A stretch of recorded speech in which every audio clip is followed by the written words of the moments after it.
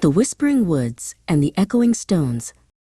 In a cozy little cottage in the heart of Germany lived a curious girl named Alara. She loved to read about the history of her country, but she longed to see the places in her books come to life.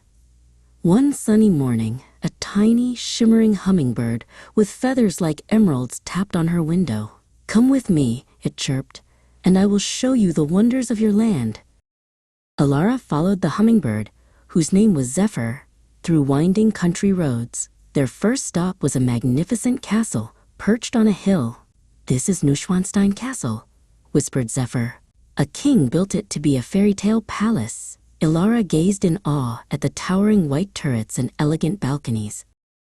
Next, they flew to the Black Forest, a place of towering trees and mysterious shadows. The air was cool and smelled of pine needles. "Listen," said Zephyr, and Alara heard the gentle rustling of leaves and the cheerful song of a cuckoo bird. They saw a red squirrel scampering up a tree and a deer peeking out from behind a bush. Their journey then took them to the Rhine River, a wide and majestic waterway. They saw boats of all sizes sailing along, and on the banks there were charming little towns with half-timbered houses. "The Rhine has been an important part of Germany for centuries," explained Zephyr. "Many stories and legends have been born here." Zephyr then led Alara to the city of Berlin, where they saw the Brandenburg Gate.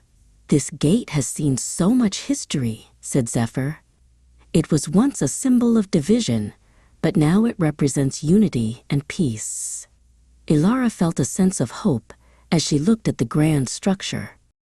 Their adventure continued to the Bavarian Alps, where snow-capped mountains reached for the sky. They saw crystal-clear lakes that reflected the mountains like a mirror.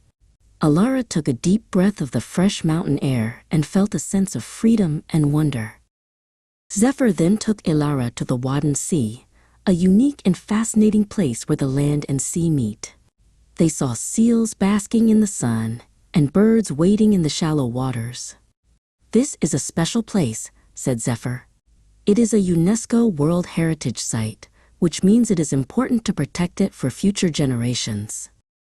Their next stop was the city of Hamburg, with its bustling port and many canals. They saw large ships from all over the world and small boats that took people on tours of the city. "Hamburg is a city of water," said Zephyr.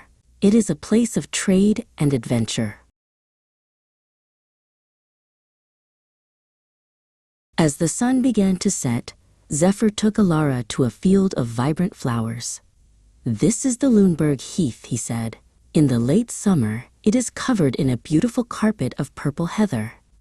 Alara felt a sense of peace and tranquility as she watched the colors of the sunset paint the sky. As they flew back to Alara's cottage, she felt a deep sense of gratitude for the journey. "Thank you, Zephyr," she said. "You have shown me that the history and nature of my country are more beautiful than I could have ever imagined." And from that day on, Alara knew that adventure was waiting for her just outside her window.